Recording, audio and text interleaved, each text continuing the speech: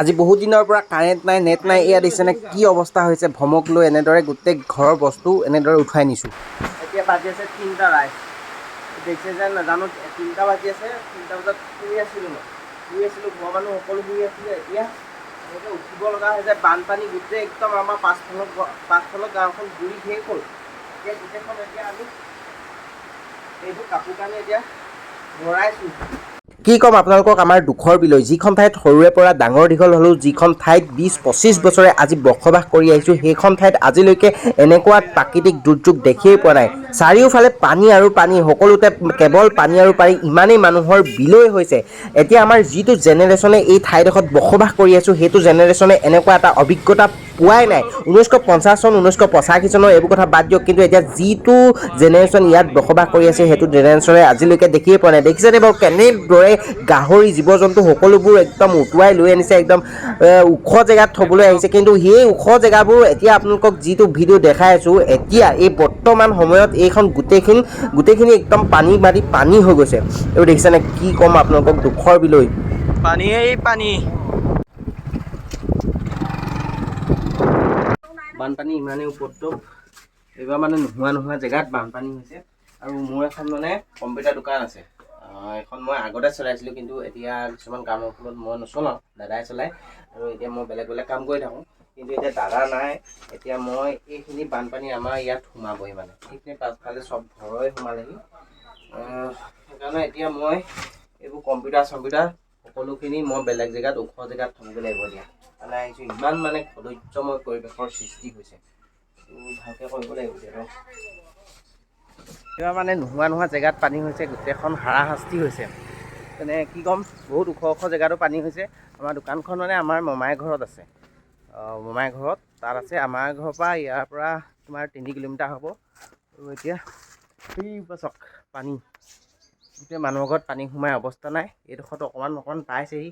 আমাৰ দোকানতো সোমাই যাব বুলি ভয়তে এইবোৰ চব এতিয়া আমাৰ কম্পিউটাৰবোৰ আমি এক্সট্ৰাকৈ থওঁ। কি হ'ব এনেকৈ হ'লে কি হ'ব? এইবোৰ এতিয়া কিমান হাৰাশাস্তি ভুগিব লগা হৈছে। এইটো বানপানী চিগা নেকি? কি হাল কোনে এটা মাৰিল নেকি? য'ত আজিলৈকে এই মানুহখিনি বসবাস কৰা মানুহখিনি আজিলৈকে এটা বানপানী দেখি পোৱা নাই, হয়। কিন্তু আমাৰ এইডোখৰত বানপানী নহয়। এই বানপানী নোহোৱা মানুহবোৰৰ কিমান হাৰাশাস্তি হৈছে চাওকচোন। নিজৰ ঘৰখন এৰি পানী পলাব লগা হৈছে। পানী দেখিছেনে চবতে? চাৰিওফালে মানুহৰ আৰ্তনাদ, চাৰিওফালে জীৱ জন্তুবোৰৰ আৰ্তনাদ, জীৱ জন্তুবোৰ ঘৰৰ জীৱ জন্তুবোৰ সকলো উটি আহিছে।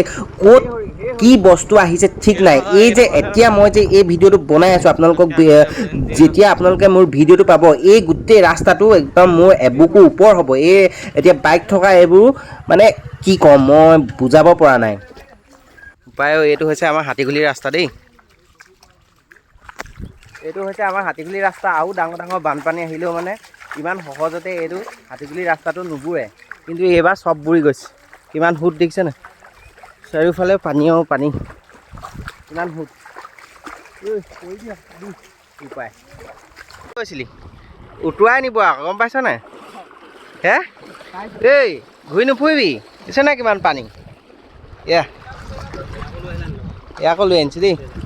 এখন হৈছে জকাইচুক পথাৰ। এইডোখৰত আগত আছে খৰখৰী। আৰু এতিয়া আমাৰ এই জেগাডোখৰত প্ৰথমবাৰৰ কাৰণে পানী হৈছে। জীৱনত প্ৰথমবাৰৰ কাৰণে পানী দেখিছে। এই 1950 চনৰ কথা বাদ দিয়ক। এতিয়া যিটো জেনেৰেশ্যন এতিয়া আমাৰ ইয়াত আছে, সেই জেনেৰেশ্যনটোৱে এইটো প্ৰথম বানপানী দেখিছে আৰু প্ৰথম এইটো অভিজ্ঞতা। আৰু তেওঁলোকৰ কিমান কদৰ্যময় পৰিৱেশৰ সৃষ্টি হৈছে চাওক, ভাবি চাওক। আৰু গোটেই সাপ এতিয়া এইটো দেখি আহিলোঁ, সাপ এটা মাৰিছে, গোটেই মানুহৰ ঘৰৰ ভিতৰত সোমাইছে। আৰু চাওক বাৰু, বৰ বেয়া এটা পৰিস্থিতি হৈ গৈছে। ইহঁতি সাজিছে। এই ঘৰটো চাওক, একদম পথাৰৰ মাজত আছে, একদম হৈ গৈছে।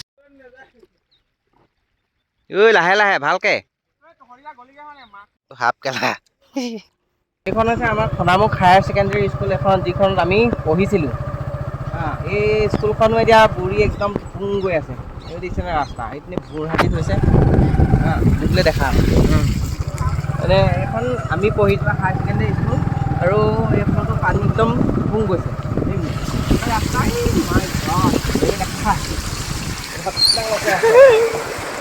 সুন্দৰ পদক্ষেপ এখন দেখোন কিন্তু আমাৰ এডোখৰত আমি যোনডোখৰত আছোঁ আমি আমাৰ ঘৰটো য'ত এইডোখৰত মানে পানী নাই মানে আমাৰ ঘৰৰ পৰা 1 কিলোমিটাৰ নহয় 100 মিটাৰ বা 200 মিটাৰ আঁতৰতে পানী একদম ঘূৰি আছে। তাৰপিছত আমাৰ এডোখৰত আজিলৈকে পানী হোৱা নাই। 1950 চনত হৈছিলে কিন্তু বৰ্তমান হোৱা নাই। এতিয়া মানে এইবাৰ হ'ব বুলি ভাবিছোঁ কিন্তু সেইকাৰণে চব আমি বস্তু বাহানি ওপৰত তুলিছোঁ। এইখন হৈছে আমাৰ পথাৰ, এখন কেন্দুগুৰি পথাৰ। কেন্দুগুৰি পথাৰত কিন্তু পানী দেখিছে নাই, পানী একেবাৰে নাই, মানে ধুনীয়াকৈ মানে খেতিয়কসকলে ৰুই আছে।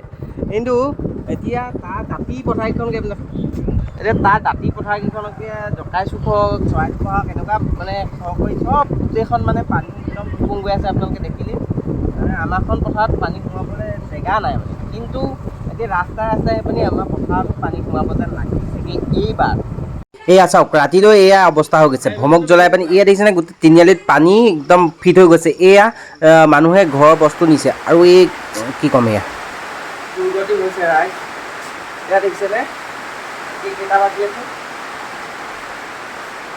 এতিয়া বাজি আছে 3টা ৰাইজ। দেখিছে যেন নাজানো 3টা বাজি আছে, 3টা বজাত শুই আছিলোঁ ঘৰৰ মানুহ সকলো শুই আছিলে। এতিয়া এনেকৈ উঠিব লগা হৈছে, বানপানী গোটেই একদম আমাৰ পাছফালৰ গাঁওখন ঘূৰি শেষ হ'ল।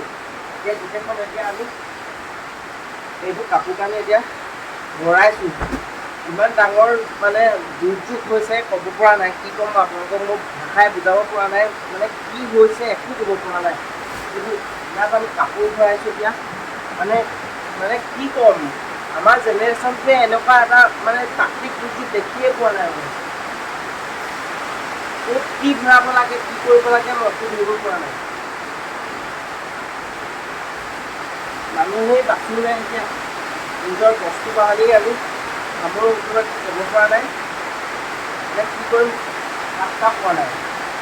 লাইট যে জ্বলি আছে আৰু যে এই লাইট যে জ্বলি আছে আজি 4-5 দিনৰ পৰা লাইট চাইটটো নাই। এইটো হৈছে ইনভাৰ্টাৰ একদম শেষৰ পঞ্চায়তে কি হয় নাজানো। এতিয়া মানে এখন ভৰাবৰ কাৰণে এইবোৰ হেৰি কৰি আছোঁ, বুজি পোৱা নাই কি কৰোঁ।